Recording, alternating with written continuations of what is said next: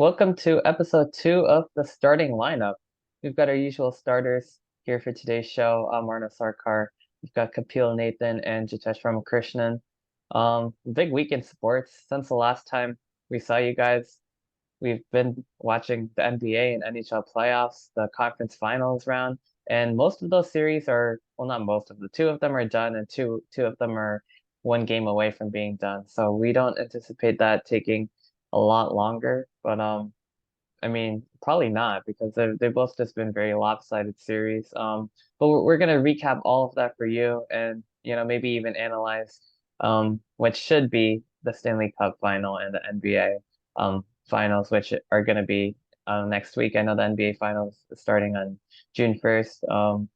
So as it stands right now, the Heat are up 3-1, and the Nuggets are in the finals. I don't know why it took me a little bit of a while to remember that, but and then in the NHL, we've got the Dallas Stars up 3-0 and the Florida Panthers punching their ticket to the Stanley Cup final with a sweep of the Carolina Hurricanes. So, that's what we're going to be focusing on today for this episode. Any opening thoughts on either of those before we dive in? Why do Florida teams refuse to die? That's my main question. Why? Why? I've been ruling out the Panthers for months now. Like since the trade deadline, I thought they were dead in the water. They were, I believe, 12th in the Eastern Conference at the trade deadline. They were like the only team that didn't do anything. They didn't buy nor did they sell. Hmm. So I guess that told you they really believed in their team. And then unfortunately, Pittsburgh, yes, I'm blaming you, Penguins. You had Yeah. to completely screw everything up by losing to the damn Blackhawks, one of the worst teams in the NHL this year. And by doing that, not only did you lose out on the not only did you lose out on the playoffs, you let the Panthers just completely turn the league upside down, and you lost a chance to be swept by Boston. So uh Well, Pittsburgh, this is completely your fault. I hate you forever for that. But on another note, the Florida Panthers are really special. I cannot deny that. As much as I hate them, they are the Florida Panthers strongly remind me of the 2011-2012 LA Kings. They on their improbable run. Eight seed team uh sneaks into the playoffs. They knock out the President's Trophy winner in the first round, unfortunately. Um, and then they just completely dominate on a goaltender who's like a magnet for the pucks. For the Kings, that is Jonathan Quick, and now it's Sergei Bobrovsky for the Panthers.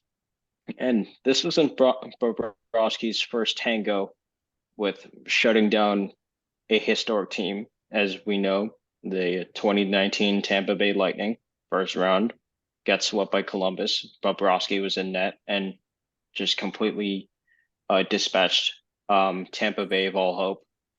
But I mean, Florida, they're a team that plays to get under your skin, and once they've done that, they've got you rattled and they've won the series.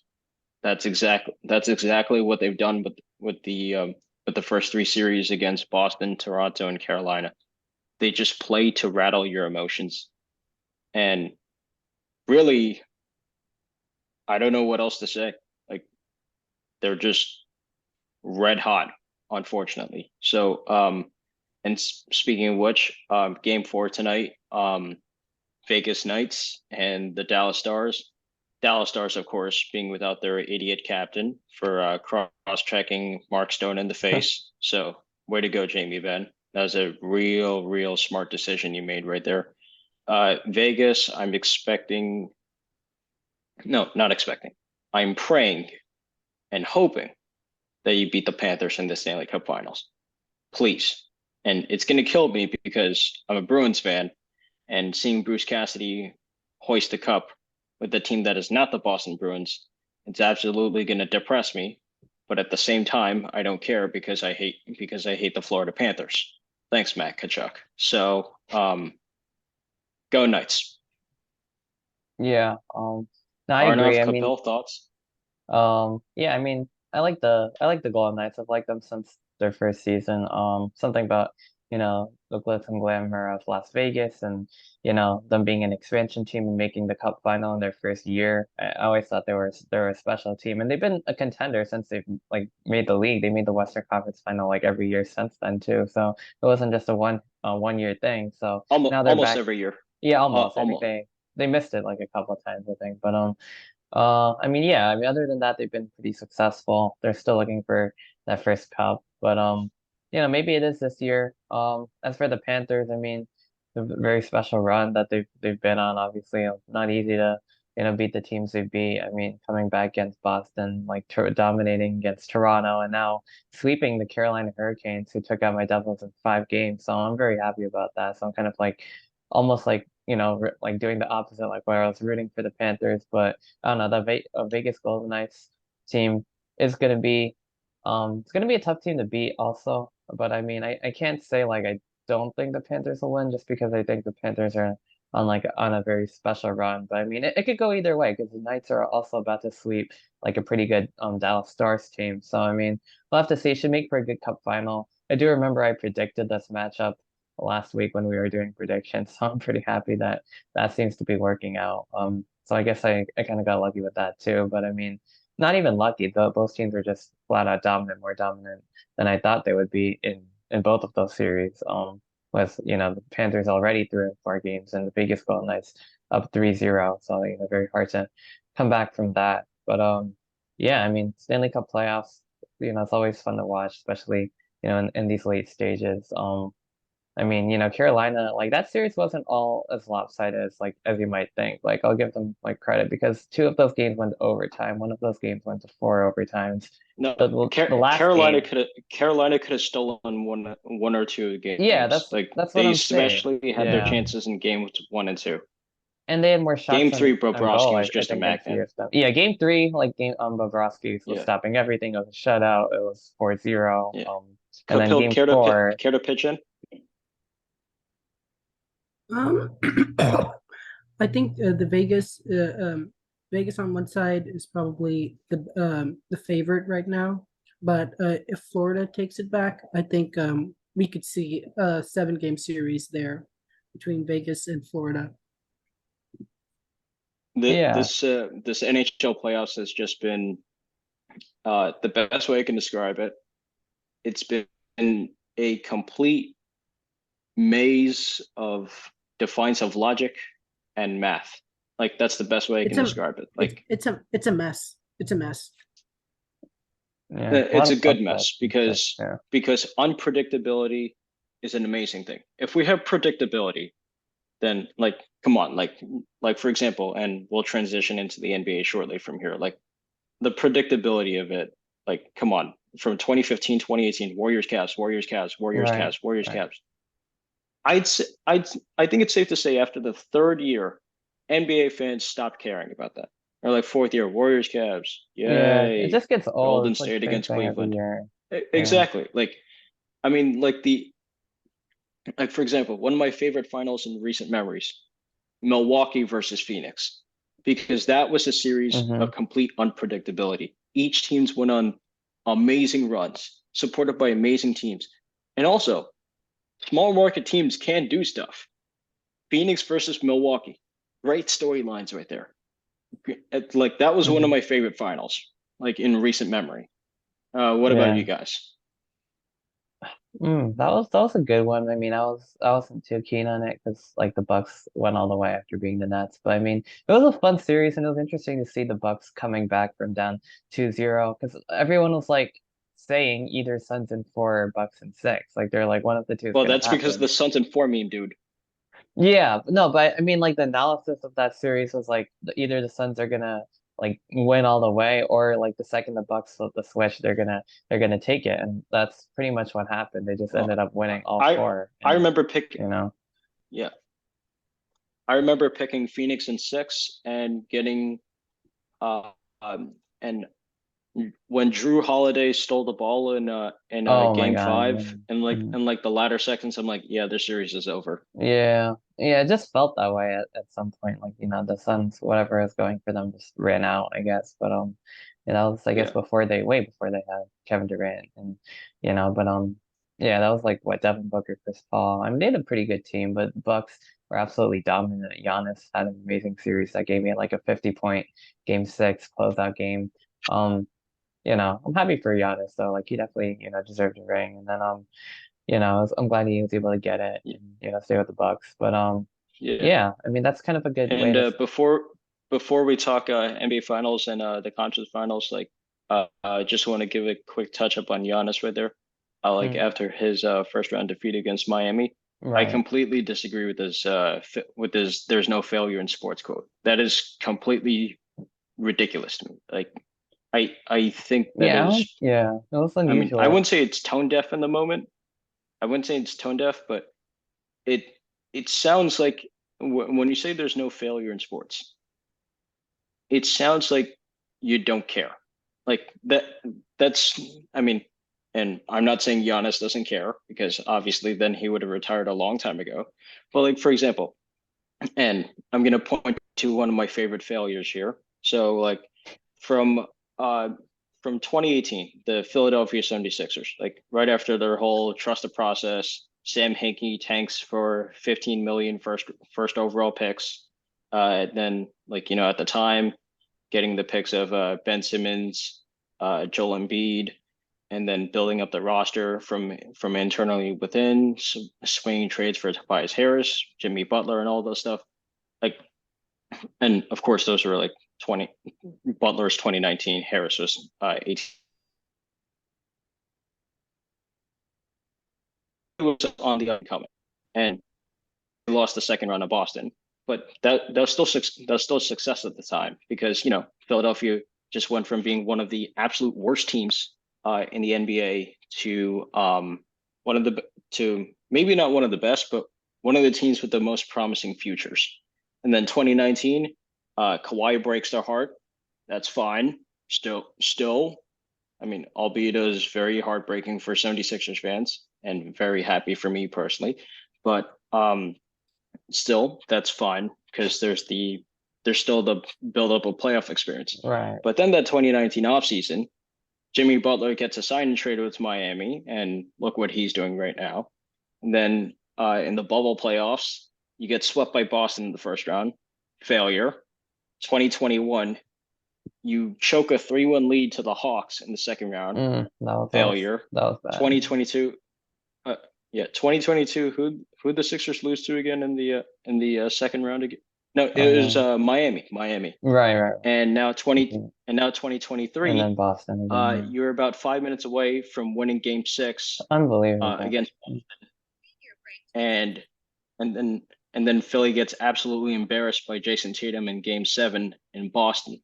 Hmm. So look at that during that 5-year stretch, second round exit, first round sweep, second round exit. Like I'm sorry, Giannis, but you're telling me That there's no such thing as there's no failure in sports. 5 years and like and in my opinion, an undeserved MVP for Joel Embiid. I fully believe that that should have gone to Jokic, but you're telling me, and of course, you also brought speaking of MVPs, you brought in some dude named James Harden. Like yeah. you're telling me within that 5-year span, not even sniffing the conference finals, there's no failure in sports. Get out of here. All right. Anyways, speaking of conference finals, Miami Boston Game 5. Um, Boston showed a lot of fight in Game 4. I was wondering where the hell was this in Game 3, and, Yeah. and Boston could have definitely taken games 1 or 2. They dug They were themselves in in this those hole. games, yeah. Yeah, You they can't dug themselves in this hole. you can't trip over your own feet and expect to land upright, I think is the proper saying here. Yeah, absolutely. But like I said, they dug themselves in this hole. Now they're just looking at a one game at a time, uh, and with the recent news that, and what is it suddenly with Miami? Like, I mean, I don't want to hear Reggie Miller say like everyone on Miami, aside from Jimmy Butler, is like undrafted for like the 18th million time. But it's like everyone in Miami has the hot hand in shooting. Struce, Yeah. Martin, Vincent. And speaking of Vincent, he's out for game 5 because of an Yeah, ankle I sprain. So saw also that might be Robinson. something Boston can take advantage of. Oh yeah, and Duncan Robinson. So Hmm. everyone in Miami is suddenly Steph Curry. I don't understand how. I really do not get it. No, they've been shooting But like like the lights out. It's been crazy. they've been like they've been crazy. They've been crazy. But I think like the way I see it, like game 5, I mean, sure, like Boston, if they were to lose, would not be returning to the NBA finals and that'd be a loss. Hmm. But the way I see it, game 5 is pressure on Miami because now you'd If be going back if like if you yeah, if the if Celtics win tonight, there's going to be a game 7 in TD Garden. It's just going to happen. I can guarantee that. Yeah, want to the bet on that? pressure conversation's like always where it gets like interesting because it's like which team is the pressure on each game? So game 5, you're saying it's on Miami again? I Um, I'm more inclined to think there's more pressure on Miami. I mean, of course, Boston, they've been, and this is putting it lightly, you've been dreadful at home during the playoffs. You've been dreadful. They have a sub 500 record at TD Garden right now. I think they're 4-5. In the playoffs. Yeah, you've been dreadful at home, dreadful. But now that doesn't matter. Now it matters what you can make of game 5. right, And if you win that, it matters what you make of game 6. exactly. And if One you game win at a that, time is their mantra right now, definitely. exactly. And I think now, before we wrap up, I think well, we talked about the team in the NHL that clinched their berth into the finals. Let's talk Hmm. about the team in the NBA that clinched their berth into the finals. Let's talk about the Denver Nuggets Yeah, beating the evil Lakers, finally four throwing games. that purple and yellow trash heap into the dumpster where they belong. The Denver Nuggets with who should be the 3-time MVP, Nikola Jokic, a red hot Jamal Murray, and a supporting cast of people who refuse to die and shoot and shoot the ball into the basket when it matters. Michael Porter Jr., Aaron Gordon, who I've vehemently criticized throughout the series against the Lakers for not taking advantage of shot opportunities and for just bricking like everything in sight. I've strongly criticized him. Then Bruce Brown is a great Hmm. piece off the bench. Former net. Yeah, it's sad to say that, but he That's provides right. like that energy and that spark to that team. He's been great. I mean, Jeff Green. They have a lot of different guys. Contavious Caldwell-Pope's been like That's right. absolutely amazing. Shooting as well. So I mean, yeah, no, I mean the Nuggets certainly they have like quite the team around them. I mean, and Michael Porter Jr. is always like a reliable scorer. He has like a similar game to Kevin Durant. I mean, so they definitely have like a lot of pieces that you might not even think about, but they all do make a difference to that team. Even like guys like Christian Braun, who's like more like a role player at this point. He hasn't really seen that much action, but I mean, yeah, no, the Nuggets are a solid squad, but when you combine like Nikola Jokic and what he can do every night, triple doubles, and he can kind of, shoot it, pass it, has that touch around the rim. And then Jamal Murray, who's been, also shooting very well, playing very well, has, giving the Nuggets 30. He's, better than he was probably in the bubble, at least as good. And then you combine that with like MPJ I and the would say supporting cast, very good team. Yeah, yeah. I would say Jamal Murray is better post ACL tear. Yeah, I I would think so. Like what I've been Agreed. really seeing make from that him case. these playoffs Agreed. is even I don't. better than I the don't. bubble. I, I don't think that's that's an inaccurate argument. I think that anybody who watches that probably agrees that it's much better what he's been doing recently, Exactly, and how because he's been crucial to the team's success. Hmm. And he's yeah, been able to because like like take when it over comes the to games. Yeah. basketball, oh my bad. But I was gonna say when it comes to like these type of sports, like where there's a lot of like I wouldn't say physicality because in my opinion, the NBA has gotten a lot softer than it has been in the previous years.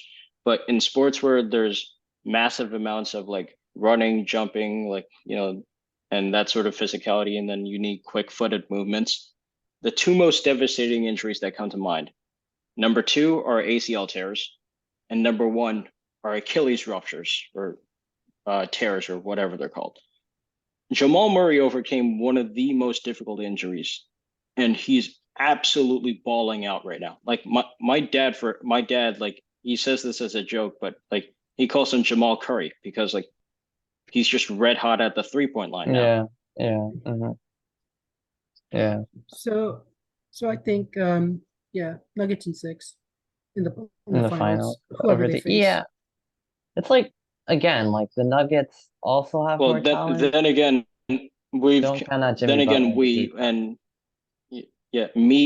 we and specifically me have been counting out Florida teams, like not just Miami, but let's talk about the Panthers again right there, have been counting out Florida teams from the first round. And time after time, round after round, I've eaten my words. And I'm still clinging on to hope for game 5 right now. But if things don't go in my way, I'll be eating my words for a third time and a 6th overall time against Florida. So I'm perfect. So me, honestly, I'm hesitant to bet against a Florida team, whether it be the Panthers or the Heat, because they've proven me wrong now 6 times. Well, 5 times since Miami Boston hasn't been decided yet at the time of this recording.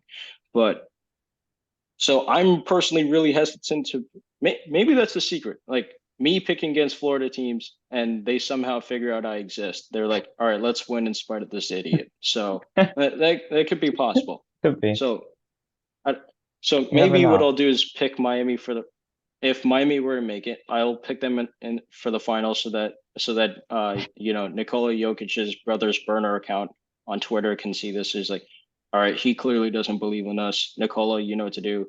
Nikola lights him up for 3,000 points in the third quarter of Game 7 of the NBA Finals, and the Nuggets win 5 million to 103. There we go. Interesting. So interesting prediction for sure. The math adds up. Trust me. Okay.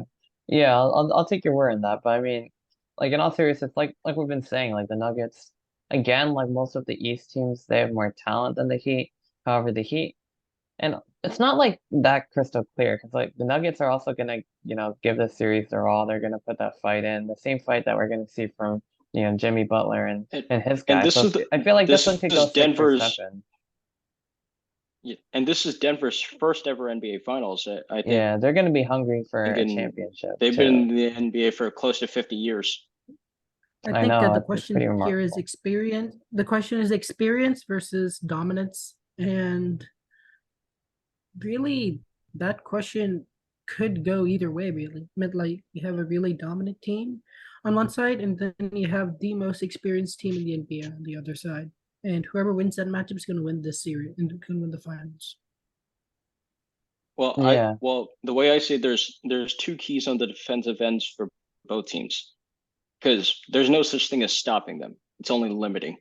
For if Denver were to let's just say for the the key for Denver to win, it'd be stopping, and we'll just assuming Miami, and then we'll assume Boston. So if Denver's playing Miami, the key to the game is limiting Jimmy Butler because there's no such thing as stopping Jimmy Butler. Like Jimmy Butler's worst game in the playoffs was what when he scored like against the Knicks when he had like 20 points, 7 assists, and like 5 rebounds and all that. If you're telling me that's his worst game and that was on a sprained ankle or something, Right. you're in Good luck. trouble. Yeah. That's the best way of putting it. But so limiting Jimmy Butler, and then I'd say transition defense because I mean from what I've seen against Denver, I think that their transition defense against the Lakers was lacking. That's what I think personally. But that would be the key for Denver to win if they were to face Miami. And then against Boston, you got to control Jason Tatum, like because he can catch heat at any time. Mm, Like yeah. we've seen game six against the Sixers. He was 5 minutes away from being one of the most hated Boston athletes ever. And then he just catches fire and shoots 4 threes Yeah. to steal game six in Philadelphia. And then game seven just goes off for 51 points against the Sixers. And then game four, it was a deadlock between Miami and Boston within the first couple of minutes of the third quarter. And then JT puts the team on his back and then scores 33 overall. And he steals game four and, well, led the steal in game four against Miami. So that's the first key. And then the second, because like, and I do my fair share of complaining about this, considering how the teams are easily able to get to the charity stripe against the Celtics. You gotta force more drives into the basket against the Celtics, because the Celtics right now against Miami, they're dominating the paint game. But unfortunately, in today's NBA, you don't win in the paint. You win by the 3-point line. So, but still, another key to win the games, foul trouble. Like that's another key. Like so I'd say, like, if Denver were to take away from Boston right there, like control Jason Tatum, and then like force more action inside the paint. That, like, if you're able to control those things as Denver, you win the finals. Agreed. Yeah. Yeah, that all makes a lot of sense. I guess we're still facing the question of who's gonna be that finals team, which could kind of work well for us, because then I guess maybe next week we could do like a second finals preview if we do our usual, episode on Tuesday, with the finals being like right around the corner. But I mean, I guess we're still trying to figure it out. I'm still leaning towards, the Heat, just because they're up 3-1 and it was 3-0, and it's almost impossible to come back, from that. But I mean, I don't know. I feel like we'll have to I see. know it. But I mean, I know team that was up three. I know a team that was up 3-1 and then they lost. So yeah, 3-1. Oh. Interesting. But yeah, 3-1 is more doable. and then And we've seen that before, even in the NBA. So I I mean, but guess, here's the thing. yeah, the pressure thing is where Here's the it gets thing. Like, interesting, like I mentioned earlier. yeah, 3-0 comebacks have never happened in the NBA. Never. Right. They've happened in In baseball, hockey and baseball. famously, the Yeah. 2004 ALCS, hmm Yankees Red versus Sox. Boston, and then in hockey, you're saying it's more common. It's not really saying much, because the probability of winning a series down 3-0, those are very, very minuscule odds. But it's happened before, 1975, with the Islanders. Uh, Unfortunately, the Flyers in 2010 against Boston. And then let's see, the 2011-2012 Kings, they were down 3-0, and then they led the reverse sweep. And of course, the San Jose Sharks, they Right. also had a reverse sweep. So, Oh, I mean, saying it's more common in the NHL, uh, that's still not a testament to saying, like, how difficult it is to overcome, a 3-0 series. So it's never happened in the NBA, but I think, like, something I read on the NBA's website right now, like, out of all the 150 teams or something that have gone down 3-0 in a series, only like 29% of them have forced a game five.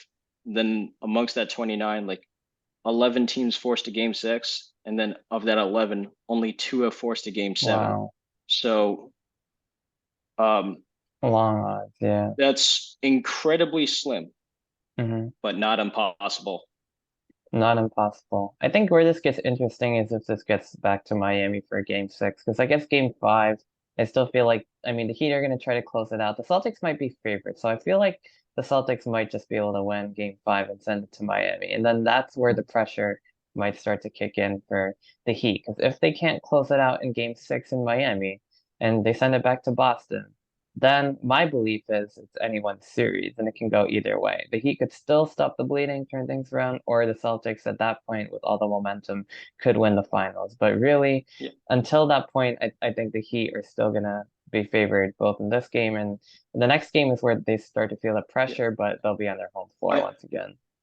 I think like I'll just throw in one more final thing, and then Mhm. I guess we'll let Kapil close out final thoughts. Sure. Uh, I think Charles Barkley said it best at the end of Game 4. He said, "If the series goes back, and of course I'm paraphrasing, if the series goes back to Miami, it's going to feel like a Game 7 for Miami because you have That's all that pressure that's now. what I'm Like thinking. you Yeah. squandered You two have to close opportunities. it So out. I think Barkley, Yeah. Yeah. yeah, Mhm. I think Barkley said it best. And Yeah, I think so Kapil, too. any closing thoughts? Um, Game 5 tonight. Go out, win it for the Celtics. If you want to have a chance at moving on, that's it. If you want to, you're wearing a slogan on your chest for this entire postseason that says unfinished business. Finish that business. You have 6 days to do it. Win today, win on Saturday, and then win on Monday. That's it. Mhm. Yeah, I mean it's Sounds never like been a done good game before, plan. but one game at a time. That's the way to do it. If you're the Oh Celtics, yeah, if you're the Heat, you also another And just have to close it out. One game, just do it one game. besides, Boston is another. a city of sports comebacks. Boston is a city, and I guess extend that to New England as a whole. So Another Massachusetts is a another That's thing. state of fair. sports comebacks. Another thing is shut that guy Jimmy Butler down, please. No, there's You no can't. shutting down Jimmy Butler. There's limiting him. There's no You gotta shutting down limit. Jimmy Butler. I guess yeah, limit Jimmy Butler and then hope the rest of the Heat don't find a way to beat you with what they're shooting. But yeah, I mean, even if you just like limit Jimmy Butler a lot, that will definitely help their cause for sure. Because it seems like every game, on top of the supporting cast, he'll be leading the team and in points and a bunch of other ways, and he'll just be making like all the big shots. And suddenly the Heat, who are down like for most of the game, have like a 10-point lead, and there's like 2 minutes left. So like as long as that doesn't happen again, Yeah, and then you wonder Celtics might what have the a hell good chance. happened. Yeah, that's basically what happened game 1, game 2, and then game 3 was just a dominant Heat win. And then I guess game 4 was like kind No of the opposite, dominant Celtics win. Game 3 is over by the first half. Like, Yeah, it was just the Heat were just well, all I over mean, I them. wouldn't say by the first half. Like the first 6 minutes of the third quarter. That's when Game 6 was over because Hmm. the Celtics had their chance. I think they cut the lead down to 9 or something at one point, and then Miami just went on a tear. And then, Yeah, well, yeah, all right, right. Well, yeah, yeah, that's pretty much what one game at a happened. time. Yeah, Like and then it, the Celtics turned it yeah, around game 4. like I So said before, yeah, like I said before, the odds, like, and I'm talking to you, Boston, right now. The odds of forcing a Game 7 in the NBA are incredible, and really in sports as a whole. The odds of forcing a Game 7 after being down 3-0 and now 3-1 are incredibly slim, but not impossible. Celtics in 7. Let's go. I I like the agree. optimism. Yeah. It's never been done, but like I said, it's All right. certainly not impossible. We'll have to see. Well, if you're the Heat, also the same like kind of the opposite mentality that they just need one game. It could be any game, but the sooner the better because the the closer to Game 7 this gets, the more nerve-wracking this gets. So preferably if they were to do it tonight, they could avoid a lot of that pressure in the later rounds. But yeah, no, we'll see. Game 5's on tonight. Game 5 of Dallas Vegas is on, I mean Game 4 of the Stars and Golden Knights is also going to be on tonight. But yeah, I mean that's all exciting stuff. But that's probably all we're gonna have time for here. This has been the second episode of the starting lineup. I'm Arnav Sarkar signing off with Jitesh Ramakrishnan and Kapil Nathan, and we'll see you next week. Thank you. Ciao.